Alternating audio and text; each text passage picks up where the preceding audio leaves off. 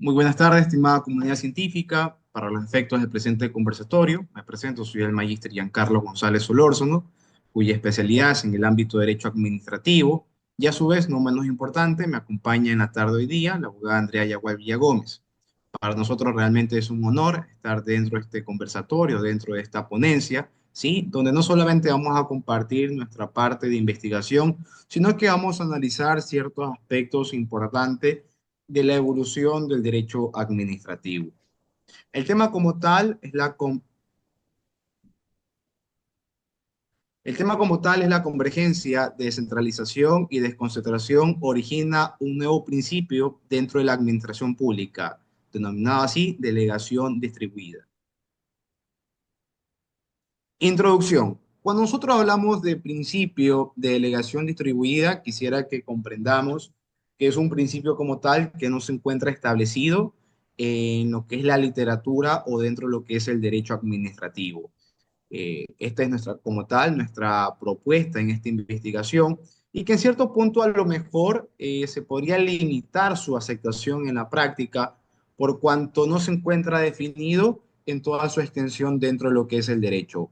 Cuando hablamos de principio de delegación distribuida, quisiera que comprendamos que esto intenta superar, permitiendo una mayor actividad local sin comprometer la coherencia central.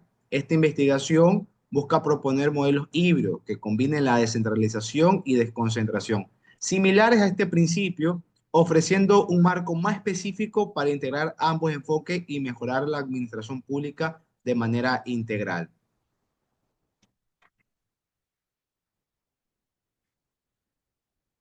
¿Cómo surge la descentralización y desconcentración? Como nosotros sabemos, cuando hablamos del derecho estamos hablando que es dinámico. Y cuando hablamos que es dinámico, estamos hablando que el derecho no solo se define dentro de una parte o época de la historia. Para los efectos de esta ponencia, he considerado pertinente señalar diferentes eventos históricos. Tenemos la Revolución Francesa, año 1789. Para los conocedores dentro de lo que es el derecho administrativo, sabemos bien que la cuna como tal de esta rama del derecho. Y si nos ponemos a leer y a comprender lo que influye o lo que generó la Revolución Francesa, nos vamos a dar cuenta que todo este movimiento de la creación de entidades locales, lo que en su momento se denominó Consejo de Estado, ¿sí? Todo esto como tal se propagó en toda Europa y América Latina. Cuando hablamos de la descolonización, que estamos hablando del siglo XX, ¿sí? Estamos hablando de que ya se está adoptando modelos de descentralización para promover la gobernabilidad y permitir que las regiones con diversas culturas y lenguas gestionen sus propios asuntos. Y este es punto muy importante porque cuando hablamos de la descolonización estamos hablando de un efecto que no solamente generó una afectación en el ámbito político, sino también cultural y en la parte social, cuya situación, por supuesto, también intervino en la administración pública, de cómo se gobierna, cómo sería la mejor manera para que en cada una de las culturas o en cada grupo de la sociedad puedan obtener un servicio de calidad. Cuando hablamos de la desconcentración, sí, esto se dio por el desarrollo de la burocracia, es decir, en el siglo XIX, siglo XX. Y aquí es importante porque cuando hablamos de la burocracia, nosotros debemos tener en cuenta que estamos hablando de una ideología o una corriente en cierto punto en el cual muchos países en la actualidad consideran que hay exceso o que la burocracia debería ser regulada. Pero en tal época, en tal siglo, sí, esto surgió con una forma de mejorar la eficiencia dentro de una estructura administrativa centralizada.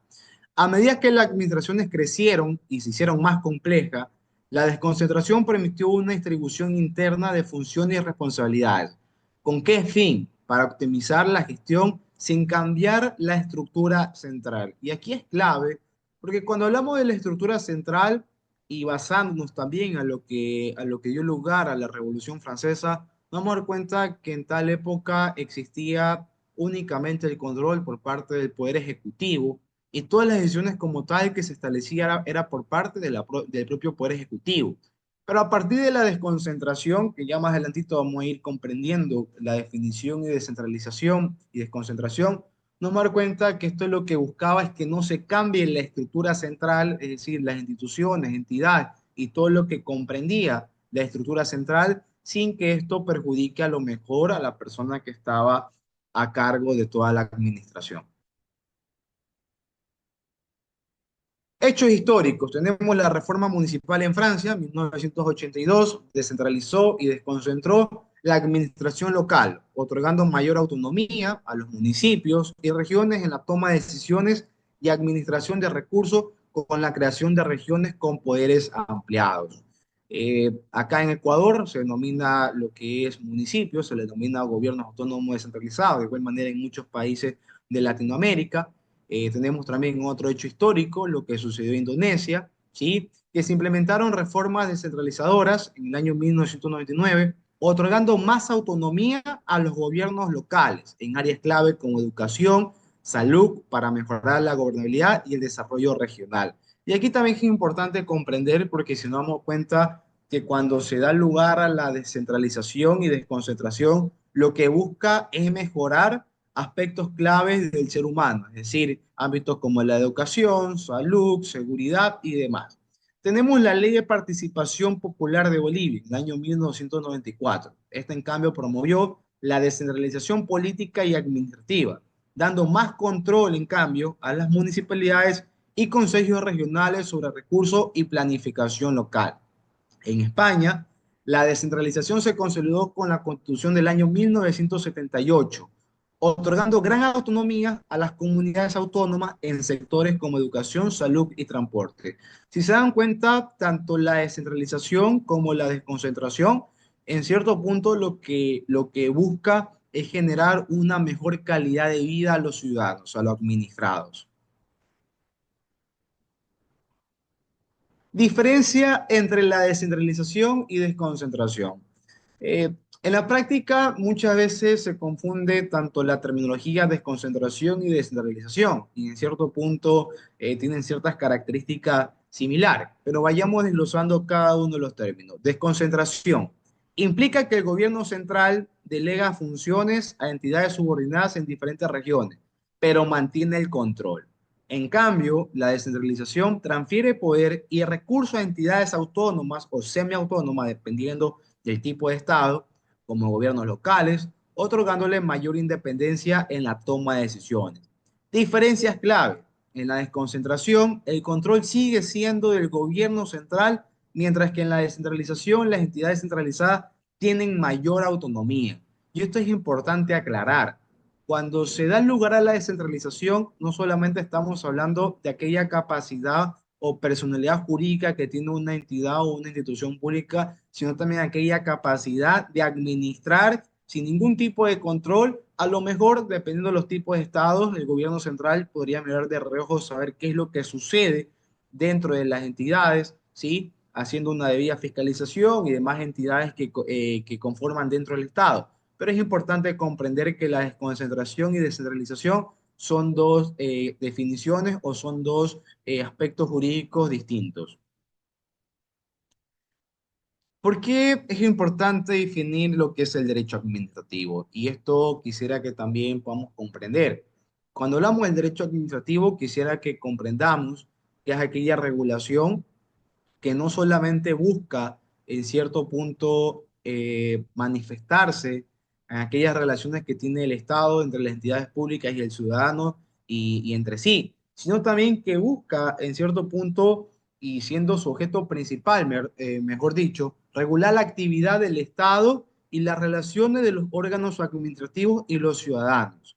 Y aquí hay principios que se desglosan, por ejemplo, el principio de legalidad, eficiencia, eficacia, que si nos ponemos también a analizar, es lo que rodea como tal el derecho administrativo. O sea, a lo mejor no hay una administración pública que mantenga estos principios, que se precautelen estos principios, el de eficiencia, eficacia, transparencia, responsabilidad y demás, lastimosamente el derecho administrativo no existiese.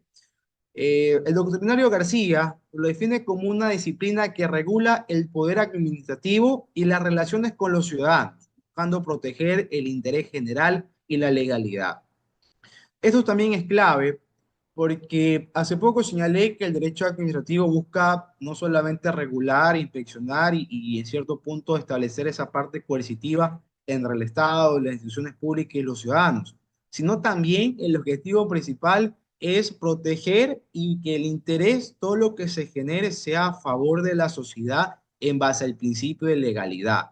Y siendo así, en base a lo que hemos hablado de lo que es la descentralización, desconcentración, hechos históricos y la definición misma, el derecho administrativo, quisiera que vayamos comprendiendo que es ahí cuando debemos tener en cuenta que es importante salir de aquel paradigma de que no solamente existe la descentralización y desconcentración, sino que cuando ambas se aplican, es necesario y en virtud de cuanto el derecho es evolucionista, es dinámico, tiene un dinamismo en cada sociedad, es importante ir cambiando esa definición o esa institución jurídica.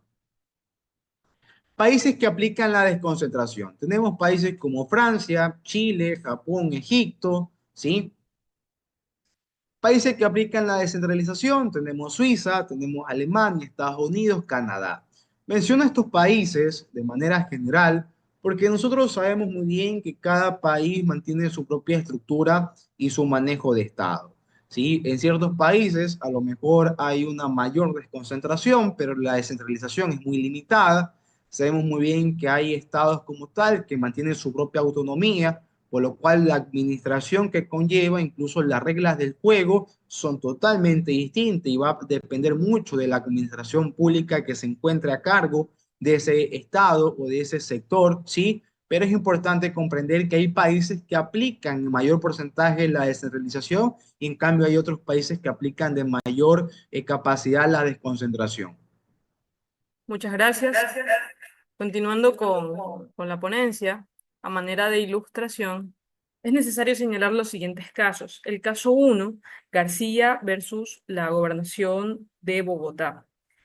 En este caso, el ciudadano Julio García presentó una demanda contra la Gobernación de Bogotá eh, y la Administración Central del distrito por cuestiones relacionadas con la administración de servicios públicos y la gestión de recursos en la ciudad.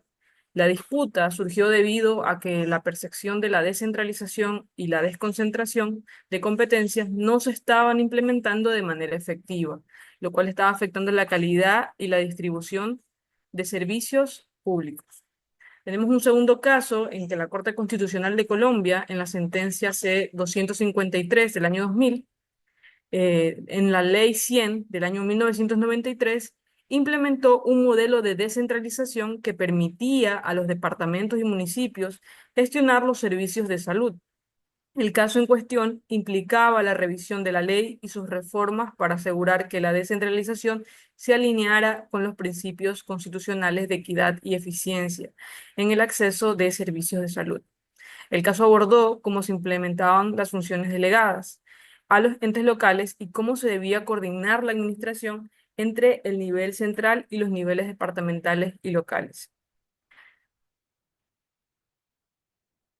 Y como un tercer caso, podemos señalar el que existió entre el Gobierno Autónomo Descentralizado de Quito versus la Agencia Nacional de Regulación, Control y Vigilancia de los Sectores Eléctricos y Telecomunicaciones.